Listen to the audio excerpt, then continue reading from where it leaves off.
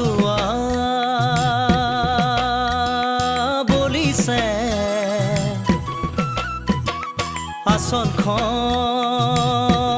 আসনখন খহিছে দেহাটোৰ কুমলীয়া দূৰণিৰে পৰাই চকুত চকু পৰি পৰিছ তই ৰঙা কলা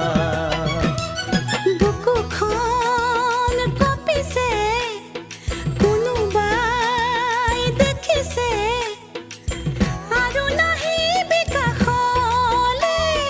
তোৰে মোৰে কথাবোৰ সমাজত ওলালে কিনো কৰিম মই